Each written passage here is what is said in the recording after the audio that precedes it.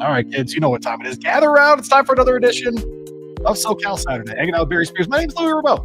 We are underground right now, Barry, avoiding whatever these bleepy storms are around the Midwest this time of year. So your boy's hiding out. Barry, of course, famously on the feed a couple weeks ago, last week actually, right before the Belmont show. Just lost power. Shout out to our guy Kev hanging out today. We appreciate him joining us here on the program. You're welcome to comment anywhere that you want. We'll be walking through the full card on Saturday there at Santa Anita Park. Closing weekend, Barry, for the spring as we get ready to move down the street to Cypress. You know, the only good part about that, because look, the view's different, all the things, whatever. We get more Los Ponies, though. And if we can get more Jose Contreras in our lives, that's it. That's the play. That's what we all need. Sarge, sorry, your second fiddle there. We need more Los Ponies. It is what it is. I'm down with that. Except for the team no cheese part. I'm team cheese, but I don't really eat tacos, so I get a lot of flack for that in general. Whoa. You can't drop that on SoCal Saturday. I'm sorry. but I have been offered by Los Ponies and others to come out to LA and try. I made it very clear on this program and others. We need to do an exchange where good old Jose joins me and Rachel and all the good people at Horseshoe Indianapolis for one of their quarter horse Saturdays, right? Just get them up there. And then we just crush every taco truck we can find in Indianapolis.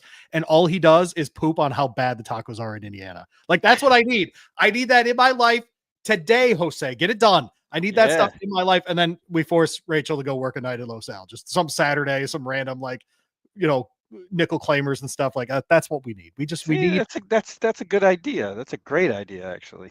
But then Jose has to cook for all of us. That's really just what happens. Okay. So yeah, that's really what yeah. And I get to meet Michael, like, you know, all the stuff. Yeah, right. All the stuff. Great. But yeah, Santa Anita, a couple more days of racing there before we do move to the LA County meet, which happens at Los Alamitos. Of course, we'll move on to Del Mar after that. But it's been a fun meeting, Barry. And I was down at, we have our meeting every Wednesday with the folks at Blood Horse for another project that I work on. And I was talking with Peter Denk, who does a bunch of race recaps and ever worked on there. I said, one of the great things that's happened is we've watched these Northern California restricted races become part of the fabric of these cards, obviously in race 11 today. But I'm sure you noticed as well, man. And this is an interesting thing to watch moving forward. Race 2 is an allowance race for $31,000. It's almost the identical to what they were running at Golden Gate Field. So we're seeing now these horses aren't just coming down for the claimers. They're actually working themselves into allowance company. And look, 12 races on a Saturday, man. If we can keep getting these kinds of cards, and look, in that race alone, you know, in race 2, you've got 7 horses. And then in race 11, it's a huge field with an also eligible on the list. So, I mean, I'm really hopeful that they can keep that going, man. Yeah, I was talking about this with Gina Bicola yesterday. Okay.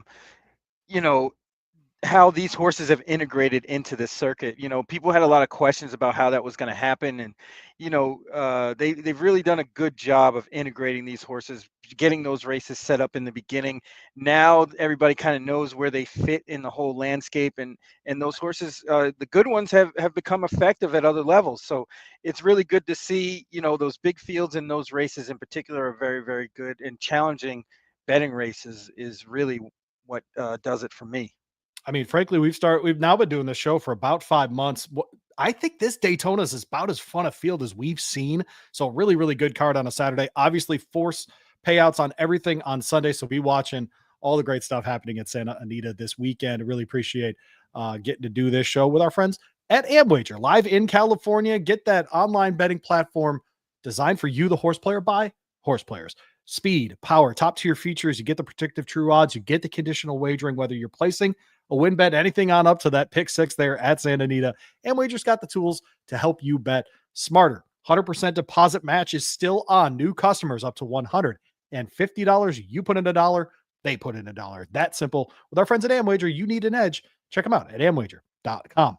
Been great partners of ours on this program. Certainly, Barry, we open with race 1 there at Santa Anita on Saturday. This is a claiming race on the turf course. 6 furlongs there, $25,000 claimer, $26,000 in the purse here. You and I disagree on top. We do both have the 2 and the 6 in our handicapping, but you landed on Fleet Feet on top. Yeah, I think this is a field that Fleet Feet can handle, dropping down as far as this horse has ever been. But To be honest, this is probably where this horse needed to be all along. I mean, they kind of rushed this horse into some stakes early, even before this horse broke the maiden. But this work that Fleet Feet has done on the turf is good enough to beat these pretty easily, I think. Okay. You landed on 2 on top. I landed 6 on top here. I think the other obvious choice here in Gazon, Hector Barrios gets the mount again. This one, not great last out, but that was at the optional 50 level. We get to drop back into a level I think fits this horse a lot better, having broken its maiden two back this gelding at the $50,000 level. I think if the horse can run that race against Barry, he's going to be right there and absolutely have something to say at the end of it. I have the 3 in my handicapping. You do not. And this is Captain Sparrow. This is Mark Glatt and Antonio Fresu combining together, who have hit it 28% in this meeting at Santa Anita. Put in a bullet the other day, working from the gate at 5 furlongs as well, Barry. So I'm just hopeful that this one, who's going back to the turf for the first time in a long time, will like it. 22% in turf sprints is Mark Glatt. He does go at 17% switching surfaces from dirt to turf as well. So I think Captain Sparrow won to use in race 1 as well. But you like the 7 in here in your second spot. Yeah, Hawker is more of a known commodity than the others. I mean, between the 3, Captain Sparrow and Gazon, who are just recent maiden breakers, Right. there's a possibility that A, Captain Sparrow doesn't even like the turf at all, It's true. and B, Gazon just got a really perfect trip in that one win.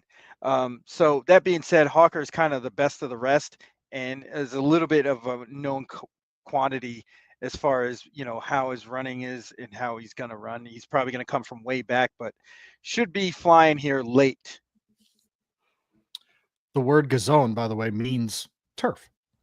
In case anybody Oh, was wondering what their French was happening today, garçon is a version of the word turf there in French. So there you go. You can always learn something on SoCal Saturdays. You understand me? You understand me, Kevin? yeah.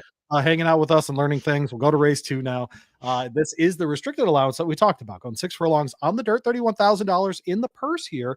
And this is for restricted fillies and mares 3 and up that were at least based in Northern California since January 1st of last year and have never won 2 races. So we get an on 2 lifer at this level, at least. Barry, we do see a bunch of horses that have won multiple races here. You and I both have the 5 in our top 3, but after that are pretty different. I'll go first here, Barry. The 5 on top for me in Happy Sue, 5-1. Asael Espinosa gets the ride for OJ Jargi here. And this one last out, I thought looked really good coming off the bench, couple of months off after a maiden optional winner at Santa Anita over the 6 furlongs, comes back at the 6 furlongs, finishes second to Cash Cal. I think the horse just didn't have it that day, but we're again back to second in the form cycle. Last time we saw that, this horse did break its maiden. I think this level makes sense. Never been worse than second in 2 runs at the distance as well, Barry. So I landed on the 5, who I know you have later in your handicapping, but you like the 4 here in Border Control a little bit more. Yeah, I love horses that come off a decent layoff from their 2-year-old to their 3-year-old year and improve speed figures. It means that they've improved themselves and will improve on the track. I get a lot of winners this way at decent prices. So Border Control actually fits that that bill as in this race and also in current events. Um, Launch play. There you go. yeah, there you go.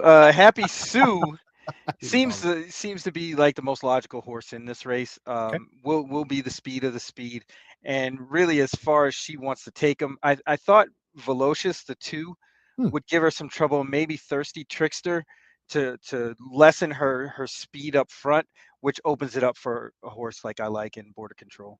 Yeah, I think Velocious is interesting here. It's interesting you went back to that. Not a great angle for OJ Jaragi to get second off the layoff here. Kazushi Kimura does get the mount though, and this is a horse switching back from from turf to dirt, which Hargy does at 30%. Man, this is a very, very good angle for him. And so I do think this is a horse in its last 9 runs that has finished in the top 2 6 times.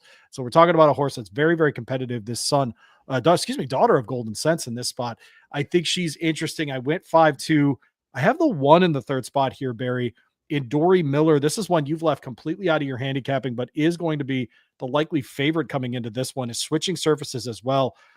that's a pretty good angle for Leonard Powell. I think this horse does its best running, ironically, on turf, even though it doesn't have any wins. So they're getting back to the dirt here. I do think it makes sense in this level of company as well. So I went 5-2-1. I know you think at least a little bit here about the 6 horse in Goodnight Nelly. Yeah, I kind of went there over Dory Miller because of the fact Dory Miller will probably need like an extreme pace meltdown in order to kind of get into the running here. And at 2-1, even on the morning line, it just seems to be a kind of a stretch. I like the way that the 6 came back off of that layoff. Yep. Kind of stepped up in class and handled it pretty nicely. And I think there is a step forward there. So I would use this one in the mix for sure. The 6, Goodnight Nelly. We'll move to race 3 now. Again, we're presented by Amwager and Amwager.com. 100% deposit match right now up to $150 with our friends at Amwager, live in California for all of your horse racing wagering needs. A $20,000 claimer is on the board in race 3. We're back on the dirt again, 6.5 furlongs here. That interesting in-between distance that we see fairly often, Barry, at these races at Santa Anita Park. $23,000 purse here. The 1 and the 2 are going to be heavy betting favorites. I landed on the 3. You landed on the 5 here, Barry. What did you like about She's Just Fluffy, besides the name, of course? Yeah, the name is great, but I think this horse really fits at this level. It was kind of out of sorts in the last 2 before the layoff. Miotti does really well with these type of layoffs. Gets, Yep. Really well. a guy in Tyler Bays who they connect with quite a bit, to the tune around 13%. Yeah. So, and the races that this horse, She's Just Fluffy, has run in the past definitely fit here. And also, I think the pace scenario fits a lot better. I know the buyers and the speed figures don't really align, but the equalizer is the way this pace should shape up. And I think this horse might be able to get first run on a horse like the 1 Vegas Love, and that might make all the difference. So many of Queen Gervin's best runs have been at Santa Anita Park. Mm. I'll use this one on top, 1 at the 16 level. Last out at a mile. We're going to shorten it up and go route to sprint here, which is not a great route, not a great angle for Ruben Gomez, but I'm hoping the 6.5, Barry, is long enough to make a difference here. And I just really like the price because I have the 2 and the 1 in the second and third spots, but Barry, we're talking about a 2 horse that hasn't won in multiple years. Frankly, and we're talking about a 1 horse that's run twice this year and has been up the track in $30,000 claimer. So I'd rather get a price on a horse that has at least seen the finish line first recently. And so I'll lean on Queen Gervin here, the 3 on top. I know you and I both have the 1 and 2 here, but there's a lot of question marks around those horses. Yeah, I mean, both the things you highlighted with the 2 favorites are really reasons to bet against horses in other spots. That's why it's going to be interesting to see how this race is actually bet, because one of those 2 is not going to be second choice. So it's just depends on where they go. I would think the 5 would be the logical third choice, or quote unquote second choice, but we'll see, because Queen Gervin, intuitively would probably be the next best horse because of the fact that he's stepping up in class rather than coming down. The horses that are actually dropping in class don't look as good.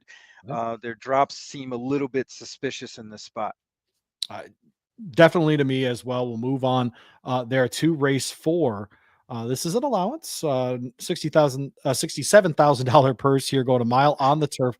This is for 3-year-old fillies. And so we got a shorter field here of 5, but an interesting top end because we get the return of thought process here, Barry. And I wanted to stop and talk about this filly here because this is until the very end of the stretch.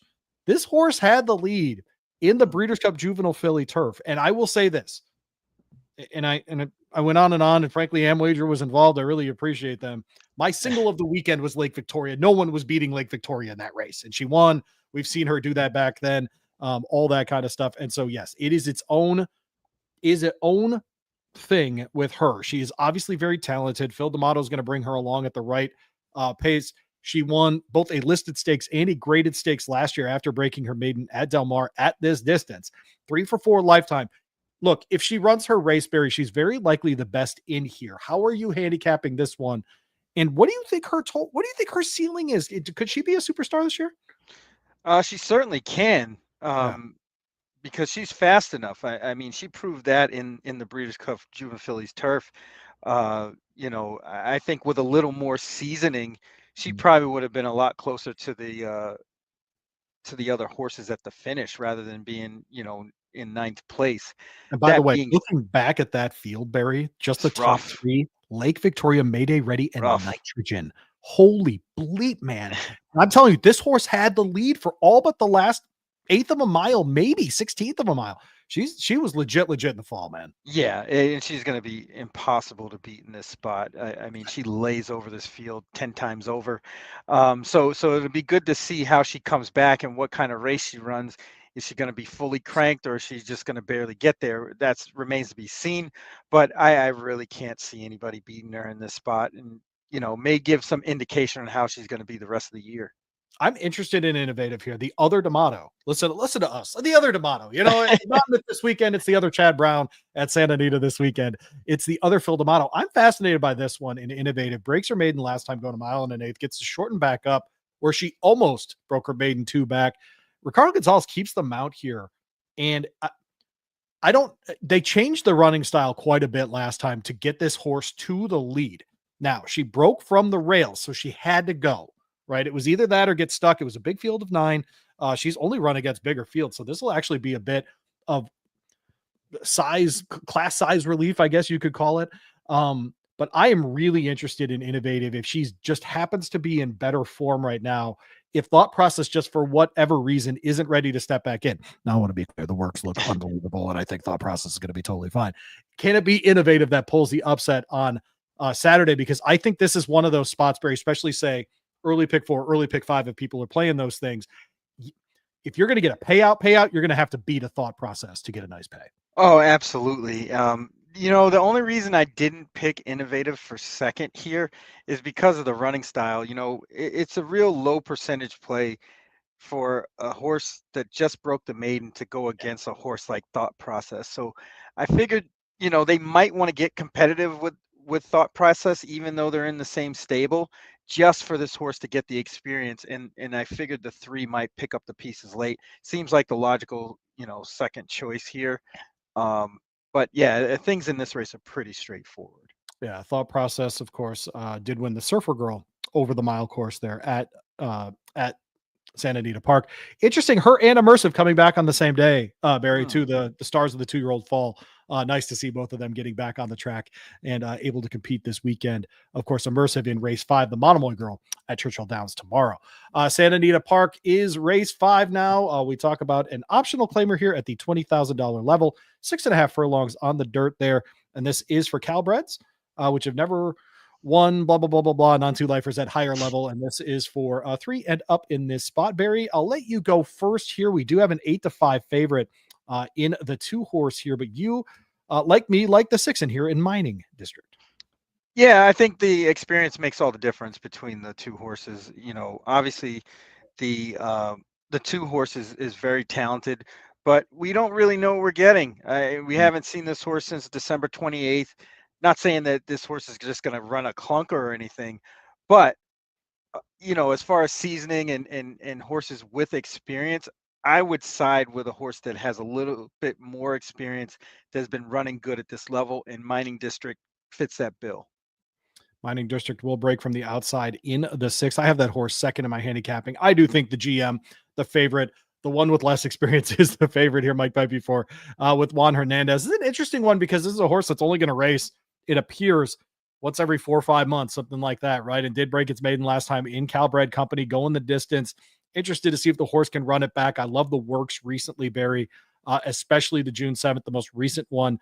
Seems to be the exact kind of pace that we're going to need for this. Coming off this kind of layoff, Pipe, he does hit at 23%. So I think we're sitting in a good spot using those 2 in the early part of the sequence. You like the 3 in here too, though, in Wind Ribbon. What do you like about Wind Ribbon? Yeah, I think this horse getting back to this level Hmm. and distance makes a lot of sense. Went longer last time at this level and was a terrible experiment. Before that, they went on the turf down the hill and really didn't do much from that outside post. But prior to that, this horse was running at this level and being very, very competitive. In fact, the February 7th race would win this one easily. Easily. So I agree. if if this horse can get a good run and good position early, I think this horse might be a little bit tougher and might outrun those 9-2 odds. The close of the first half of the card. How about that? Talking about race 6 for the first half of the card. I like that. Is the possibly perfect. It is a stakes race here down the hill at a mile and a quarter. This is for fillies and mares 3 and up, 100,000 in the purse here. We see Mrs. Astor's return. Kentucky Gal is in here.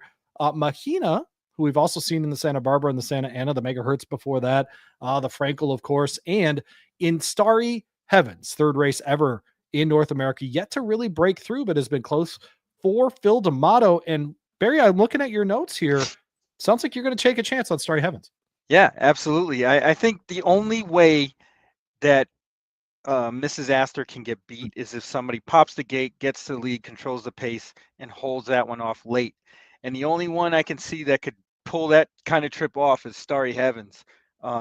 There's really not much speed in here. I would say Kentucky Gal really would ideally not want the lead. So that leaves Starry Heavens. And I think this horse has the ability to do it. Ran some good races overseas. Um, but they just need to actually step on the gas and go for it. This starts an interesting sequence, Barry, because there's a pick 4 that starts here with race 6. Obviously, a smaller field here of 6, but then you got a 2-year-old state bred filly race in the next race with a bunch of unraced and one time first timers, second timers, that kind of thing. Full field. You're going to have 10 almost certainly for that race. Then you got a 32 claimer in there that's got 7 horses, and then another maiden special with 8 horses in it. This just starts a really interesting part of the card. And so if you're trying to hit the middle sort of sequence here, this is one you got to get right. And frankly, you got to go pretty skinny on. I think Mrs. Astor isn't just the winner here, Barry. I think this one's kind of boring. And I think she ends up winning it. I think she ends up just kind of pulling away. Umberto Rispoli doesn't have to do too much at the end of this one. I think she's going to be pretty comfortable. I'm more interested, frankly, in Kentucky Gal stepping into this kind of company for Phil D'Amato. I don't think that's an accidental placement by him. His stakes numbers are unbelievable. Wins at 15%. Just on the form, there are 265 listed stakes. It's really, really incredible. And so I think Kentucky Gal is the one I would play in the second spot here. So the old Barry Spears cold exact a 2-1 for me in the possibly perfect. Do you agree with that about the pick 4 though? What a fascinating middle sequence here. Yeah, I tend to stay away from pick 4s like this that start in this fashion because you know So much of the ideally, money's yeah, right. right, ideally you want to get away from a favorite. So like in this situation, I would use the 1 and the 6 and not the 2 Right. and play a smaller pick 4, possibly using a lot of horses in the 7th. Yeah, hoping essentially half the money gets dropped in that race 6, right? I mean, in that first leg so that you can have it sitting around waiting. But the late pick, the pick 6 starts in race 7. Full field, we mentioned it. It is the maiden special weight, state bred, 4 fillies, 2-year-olds in this spot, 5 furlongs on the dirt. We're running for $60,000 in this one, Barry, and I'm excited to see this. I love this time of year, whether it's at Churchill or Ellis Park or Saratoga or whatever it might be. Love to see this out west in California as well. I got to say, it was nice to see 12 horses in this field. It was nice Oh to yeah. just see that there are still, there's still interest in all those things. By the way, I think the 12, if it draws in on the outside for Jorge Parabon, is an absolute must include. Do not miss that horse if it happens to draw in, Barry. But I'll let you go first here. I know you like the 8 at 5-1, Jeff Bondi, Edwin Maldonado. Yeah, a lot of these horses don't really have too much pedigree to go off of, so you kind of have to use your instincts and who Sure. you like. I thought the 8 has a lot of nice works coming into this for a long time since March, and I think that will help with obviously the bottom and having the foundation to win a race like this. But I also think Jeff Bondi handles his first time starters a certain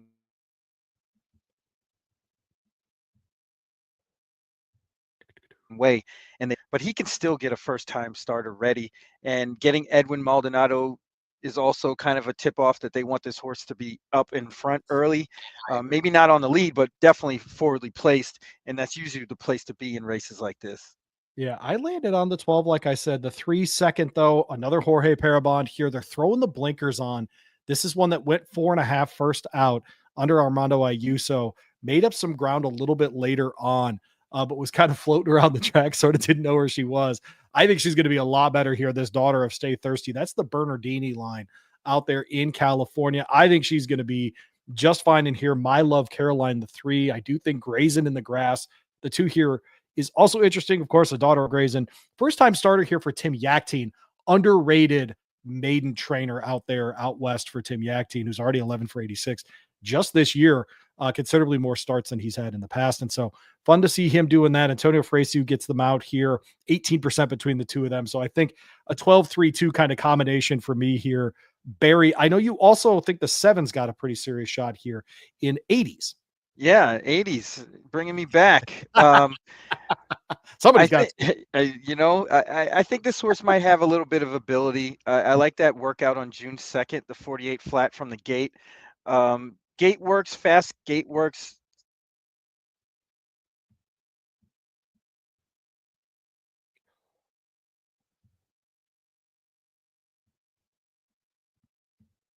All right, try to reconnect Barry here in just a minute, but we 10 will. to Oh, there you are.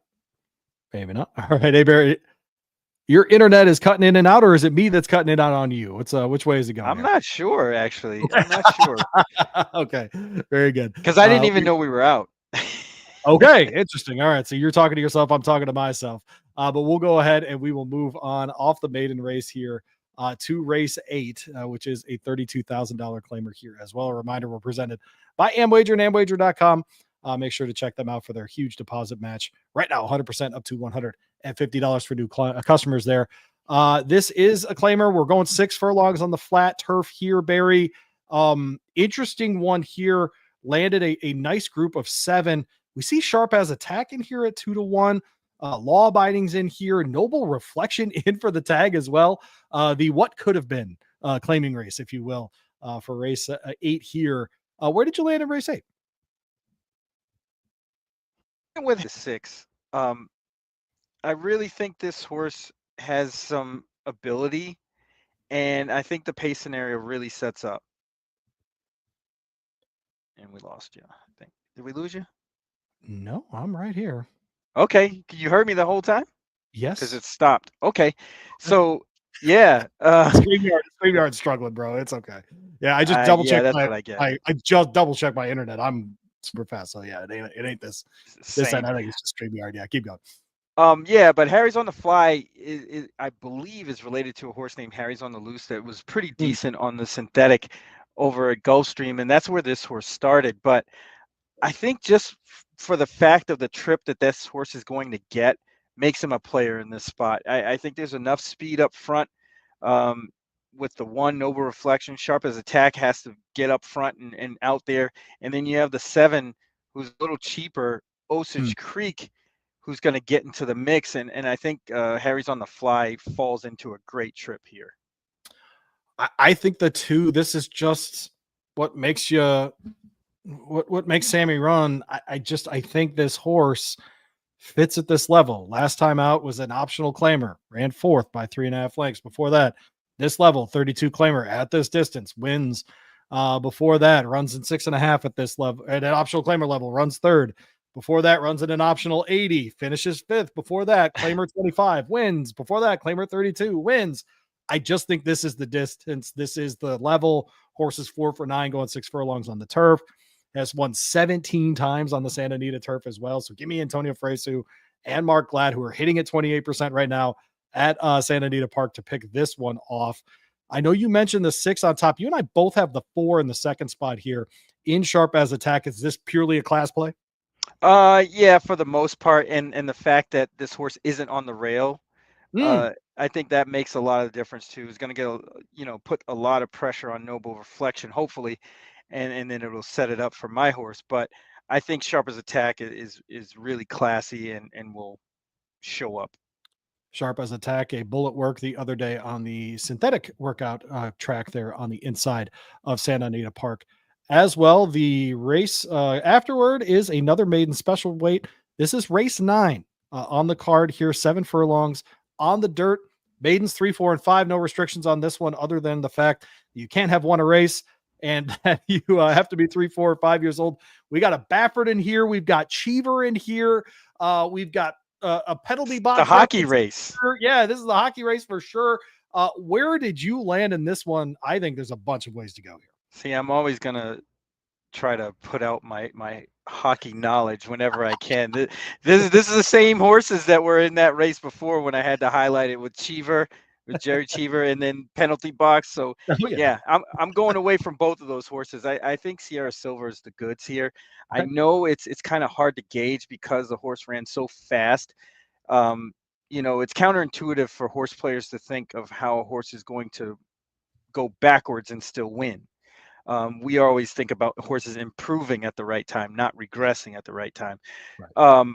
That being said, the 2 races that this horse is coming out of are super fast, super good, and I don't see anybody beating this horse. If you are inclined, I would go with Reno, the 7, who's a half to Cairo Memories, who was really good on the turf and quick. I don't know if that really 100% translates, but the workouts seem to indicate this horse has some speed and talent. I think Cheever's got a real spot here, real shot. So I'm going to lead on Cheever here. I love a second-time starter. This one didn't show its ass the first time out, so I think that matters as well. And so I think Cheever absolutely has a legitimate shot here. Completely agree about Sierra Silver in the second spot. I landed on the 6, Poor Connection, in the third spot here for Michael McCarthy and Hector Barrios. The two of them do not connect very often on horses, but this is a second-time starter, and they have very clearly brought this horse back on a very specific program to get ready for this spot. But working at San Luis Rey ahead of this one, I think just as a second-time starter and the fact that Michael McCarthy brings horses back after 6 months, around 18% winners, gives me a lot of hope that this one can get in there. Gets Lasix for the first time, all those sorts of things, Barry. I am hopeful that this one will run better than it did last time. Race 10 will start the late pick 3, one of our favorite wagers out there. $3 minimum and only a 15% takeout here. It is the grade 3 Daytona down the hill. We get a great field of 8 in here. Horses that certainly, if you pay attention to turf racing at all in the United States, you'll know. Air Force Red, Brand, Goliad, Stay Hot, Lovesick Blues is in this freaking race. Motorius is in here. Loaded, frankly, Barry. And I know you and I have the same 3 horses. A little bit of mixed up order here, but Air Force Red is the one. Let's do this first because you have that horse second. I went ahead and put this one on top, and I know why you put the 7 in Motorius on top. I'm not even going to fight you on it. I get it. But let's make the case for our guy Armando Ayuso. You ready for this? Let's go ahead and make this case here. This horse, obviously in the Sired Lure, going flat last time, 2 back though, did win the San Simeon down the hill, a grade 3 as well. We're going on the San Simeon, right? That's what we're hoping for again here, yeah? I would think. It's just the only thing that only reason I didn't put this horse on top is because he's just not a good of a closer as Motorius is. Okay. This horse is going to be nicely placed. I think, honestly, the 7-1 Cold Exacta is really where I'm going with all of this. Okay. I like horses, like I mentioned before, coming off layoffs that are still running. Usually that means there's another jump up, and this would be the logical place for that to happen. But it's just unfortunate that they hook Motorius in this spot. I think the race sets up completely for Motorius. I mean, I didn't really know what to do with Goliad in this spot, but they're going to have to press the gas, and go out to the lead. Braun would have to do the same sort of thing, and just those 2 alone would heat up this pace enough for Motorius. I mean, whenever Motorius goes down the hill, he's a lot closer to the pace and has that last kick that really nobody in this field can match. Breeders' Cup Turf Sprint, he finished second, almost caught Starlust at the very end of that race, and did beat AG Bullet in that race, who we just saw come back and qualify already for the Breeders' Cup Sprint. I would use 1 and 7 and move on with my life, Barry. Would you just use the 7 here if you were playing late pick 3? Yes, absolutely. That's my single. Okay. So there you go. The late double starts with race 11, a race that we were praising at the beginning of the show, but I'm sure we'll be cursing by the end of it. These are the nickel claimers. By the way, a late double there is $5 for the minimum, but only a 15% takeout. We love those kind of wagers here on SoCal Saturdays, presented by Amwager, amwager.com. Go check out our friends over there. Race 11, though, $5,000 claimer, restricted race for those for 3-year-olds and up, based in Northern California, going a mile on the dirt here. And these are turned into some of our favorite races to try to figure out for sure.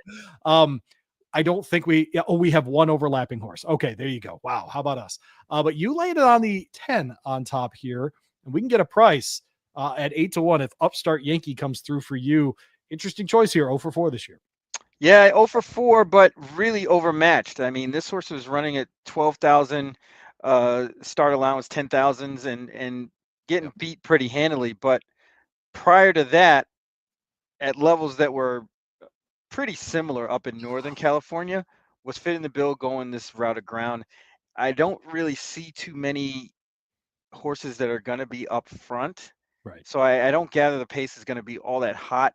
Getting position early is going to be important for Upstart Yankee, but I think Kazushi Kimura, who has an excellent judge of pace, will get this horse in the right position early. I landed on the 5, Devil in the Bluegrass. Tyler Bays, Steve Bryant. How about that?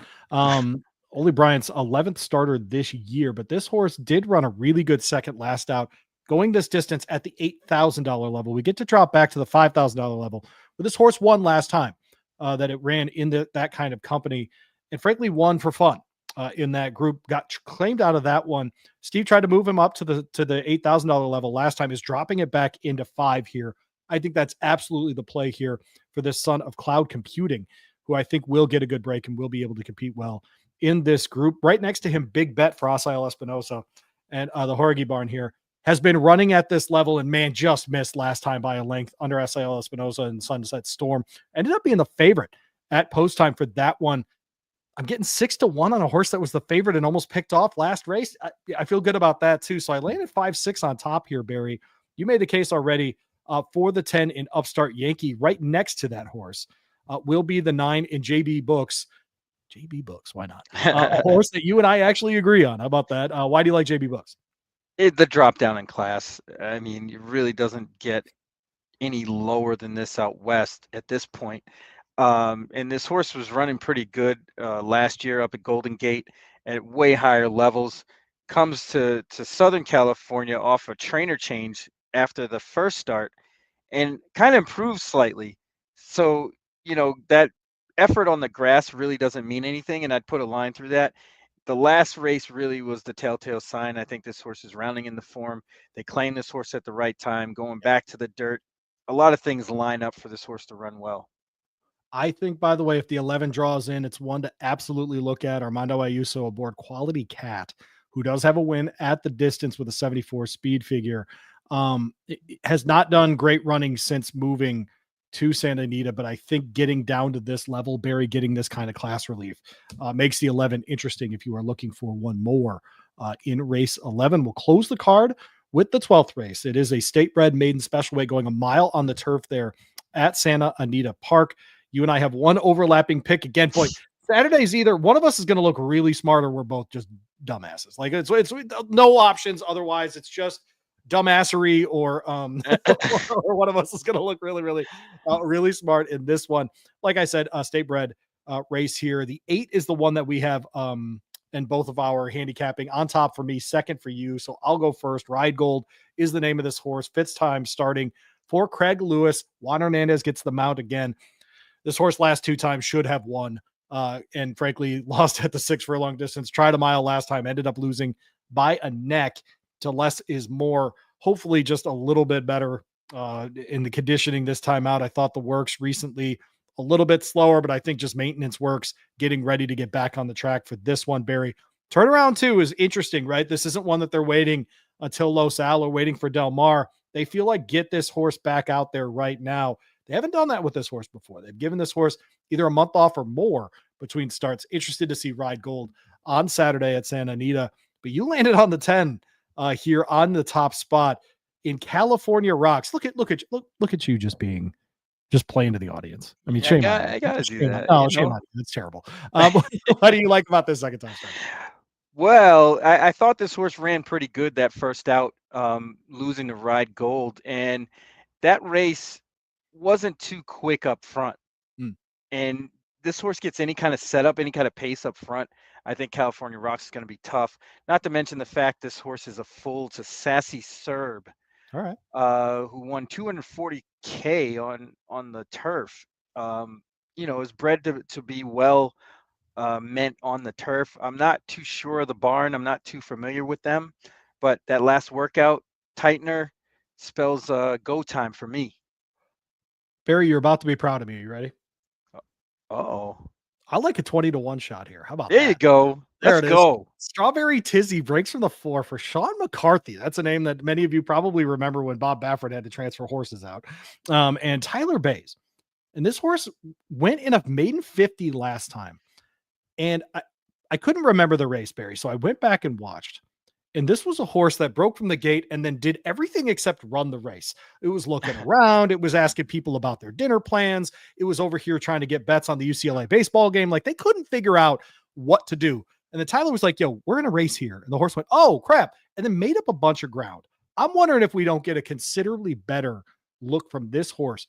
Going from sprint to route is going to have to slow it down and take its time. I love the move from sprint to route, even though that's a terrible angle for Sean McCarthy. I know that the numbers at the bottom tell you that this should not happen, but he does win these maiden specials at 17%.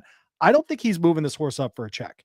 I think he thinks he has a shot here. And so give me Strawberry Tizzy, my exacta here, man. I'm fascinated by that horse. Barry, you're about to be very proud of me. I've got a 12-1 horse in the third spot. Let's go. Angel Vega trades this one. Second time starter. I thought looked really good at the end of March. I remember handicapping that race with you. Gets a second start here. Look, it's not been a good start to the year for Angel Vega. I'm not going to pretend. But we do get a second time starter. I think this is a really good spot. Horse didn't mind the mile at all last time. Keeps Carmona in the irons. Give me 8-4-5 here. Why not? Why not? I'm buying in, Barry. I know you after the 10, you like the 8, but also Pure Chaos. Speaking of 15-1. Yeah, this is a foal to a horse named Pure Madness, who's 2 for 2 on the turf. Still in training too. How about that? But I think that in and of itself kind of makes this horse sort of a contender at 15-1. Getting Mike Smith, James Cassidy does pretty well with this sort of angle. I really can't knock anything on a 15-1 shot, which I absolutely love. The state bred races, man. I mean, either, if you feel like you do have someone who is the class of this race, you go with them. But otherwise, I'm with you, man. Largely try to figure it out and get some prices as well. They're running at Monmouth this weekend in the Haskell preview.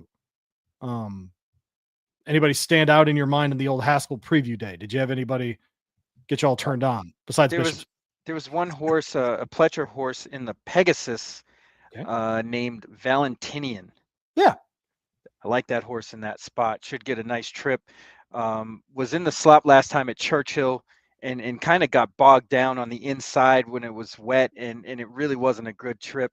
Should have a better run of the race tomorrow and look for that one at like 7-2.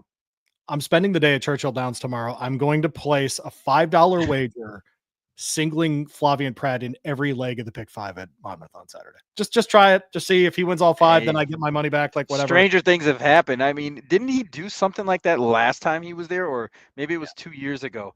I mean, he just won everything. That or Parks, I can't remember. Yeah, it was it somewhere was one in of the Atlanta. two. He just showed up and it was like, and Flavian.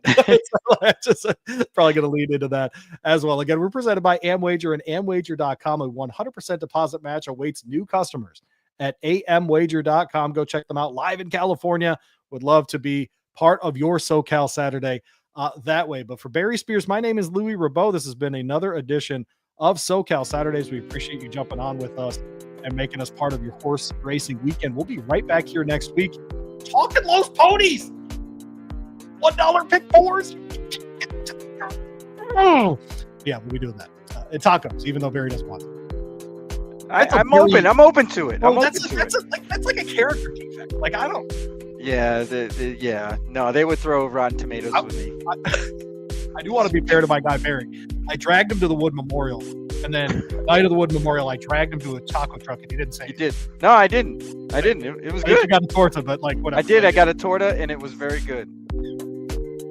We love tortas. See you next week. Go Cards.